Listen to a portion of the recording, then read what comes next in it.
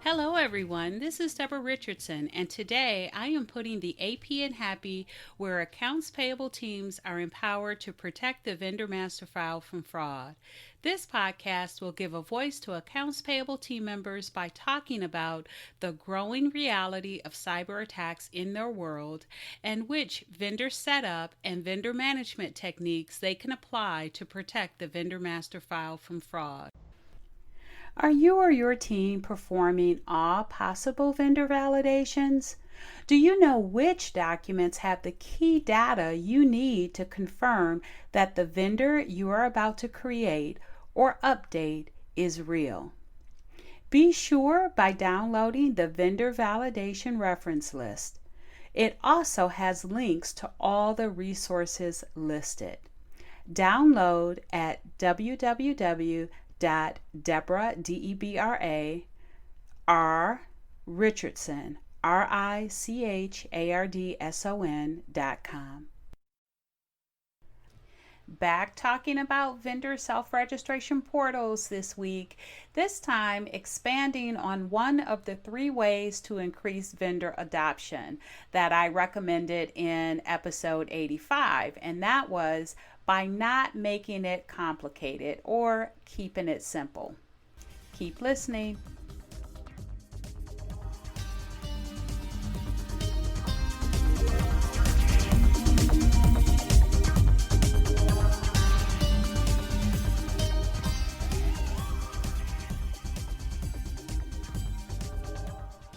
Welcome to episode 86.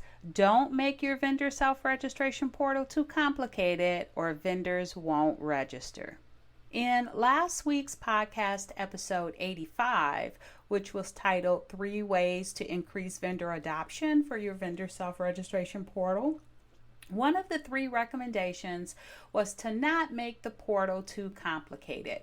I gave an example, but the phrase too complicated, I realized after being contacted by a vendor questioning one of the required fields in a vendor self-registration portal they were trying to fill out, I realized it deserved its own podcast episode.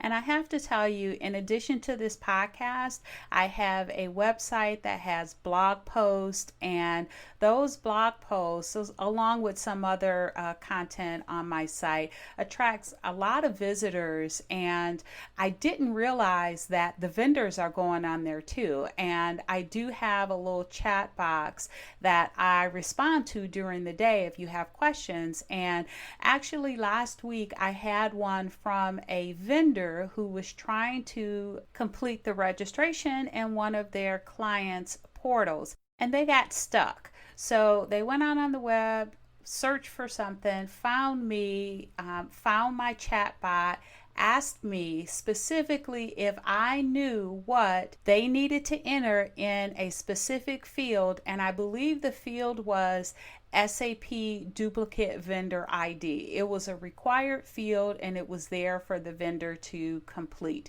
Now, I don't know about you, but I don't think that a vendor would know their SAP duplicate vendor ID. I honestly don't think a lot of vendors even know their vendor ID. I don't really care what system you're in.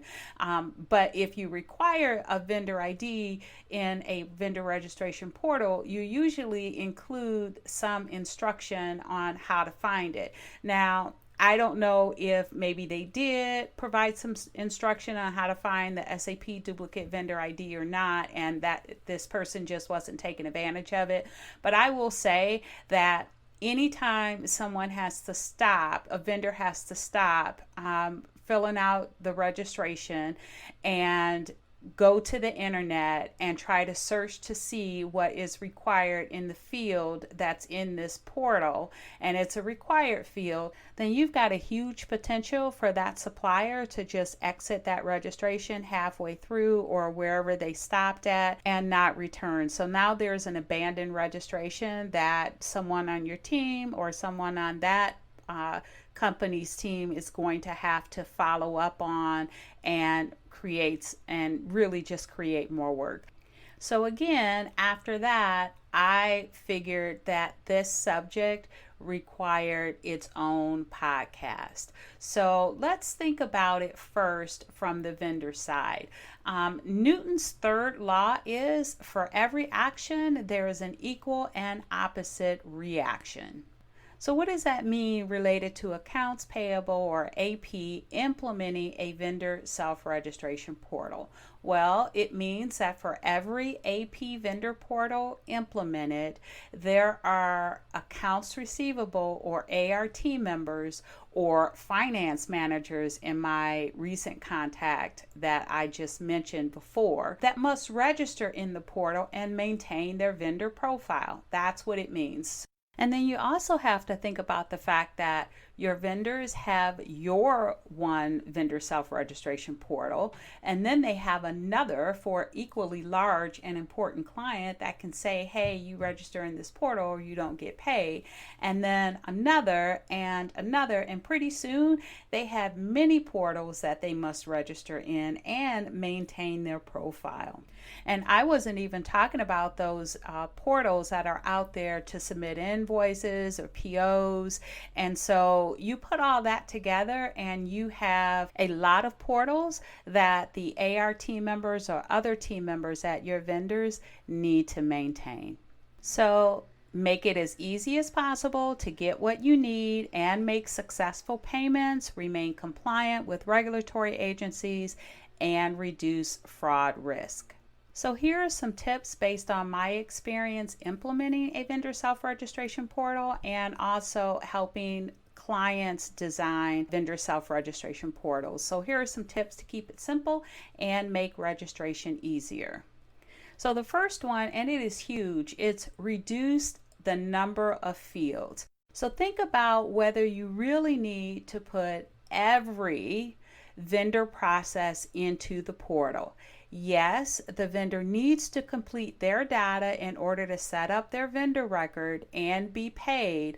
However, beyond that, refrain from having a separate process that makes it convenient for your vendor team to not have to enter, but really shifts the entry to the vendor. So a couple of good examples. And if you're SAP, you understand the bank address and how that bank table that houses the bank address can just be fraught with inaccurate information, and it's just hard to maintain and keep up. So the temptation now that you have a portal is to have the vendor input that information. But one, how do you know the vendor has the updated information? Because they're using copies of bank letters that they've gotten since 1992, and with bank mergers and acquisitions that changes, and they don't update the banking letterhead that they give you, and so you don't really want to count on the vendors. Now there are some portals out there that have this functionality where they can pre-populate the bank address based on the routing number, SWIFT number, BIC code, or the IBAN. So make sure that if you're in the market for a vendor self-registration portal, you check things like that can make it easier on your vendor team and on the vendor. So the next one is what I mentioned before with the vendor that reached out to me, and it's the duplicate vendor ID. And actually, if I didn't mention it, it was a required field, and the vendor had no way of knowing what that was. So let's take the duplicate ID a bit further with the next one and just talk about the vendor ID. So many vendors do not know their vendor ID, especially in cases where the task of completing the registration falls to someone that does not normally have access to this information. As I mentioned in my example earlier, it was the finance manager that reached out to me, and that finance manager was not the same person that posted the payments that came in. So if needed, remove the requirement or provide instruction to the vendor of how to find their vendor ID. And just so you know, I am in favor of you do need to have the ERP or accounting system vendor ID in the portal, but whether the point is whether or not you make the supplier key that in or whether or not you derive that based on their tax ID or other information. So just keep that in mind, that if you are going to require it, you need to provide instruction to the vendor of how to find it. Okay, so the last one that I want to talk about that really transfers the onus or the manual input from the vendor team to the vendor is fields like the vendor category or the spend type. So I've seen some portals where you have a list of different categories or spend types or other list values that your vendor needs to select. One, your vendor may not know what you mean by those list of values. So if you do have that and it is required, make sure that you provide your vendor with an explanation or a description of each of those values so that they select the right one. Better, in my opinion, is to see if there is a way to pre-populate that field or those fields based on the account group, the company codes, whatever fields in your ERP that you use to designate category, spend type, or whatever list values you have. See if you can derive that based on the entity selection that comes from the invite. And the process of the portal and inviting the vendor is initially you have to have an internal employee fill out that invite.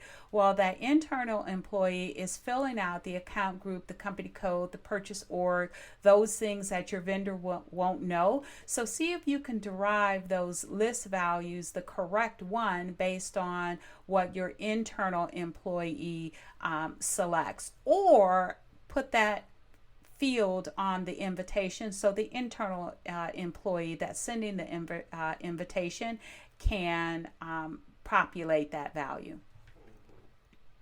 Okay, so now that we've talked about the reduction of the number of fields and then some of those fields that I think are being transferred from the vendor team or the internal to the vendor, let's talk about some other ways to keep it simple and make registration easier. So one of the ways is to provide some hover text with explanation of each field. And I talked about the fields before to make sure you provide some instruction. This makes it easier for the vendor to understand the purpose of the field without having to access or the reference or your instructions. So that makes it easier. Another way is, and this is actually a big way, is to offer a choice of default languages. So you want to pull your vendor list and identify the country locations of your vendors and then also include the volume of activity. And you can also work with other stakeholders because what you're trying to do is understand what language barriers they see, what language barriers that may be an issue in the portal. I know when I was a practitioner, we had some language barriers around our ACH form because some vendors in other countries just didn't understand it. Well, you'll have that same issue in the portal. So you want to make sure that you have some default languages in the portal and have the users be able to change to those default languages, and you also want to make sure you create instructions in those default local languages as well. So you want to poll your vendors, your stakeholders, and identify what local languages you need most in the portal, and make sure you have those, and make sure you also have your instructions in those local languages as well. And then the last one that I have is really to just set realistic expectations. So I talked before about creating and sending that invitation. When you send that invitation, it will contain login information and instructions for the vendors to register. And it should also include realistic times and what documents they need to register. And by times, I mean something like if your email says it will take 10 to 15 minutes to get through the registration, then make sure it takes takes that long. If they need an IRS form W-9 and an insurance certificate, say that. The result of unrealistic expectations is abandoned registrations, which then you have to deal with. So have people test. Make sure that people come in and test, not the project leads, not the IT folks that configured it, but have some green folks come in and just test, maybe as a pilot, to make sure that if you say that registration takes 10 to 15 minutes to fill out, that someone brand new, like your vendor would be, would only take 10 to 15 minutes to complete.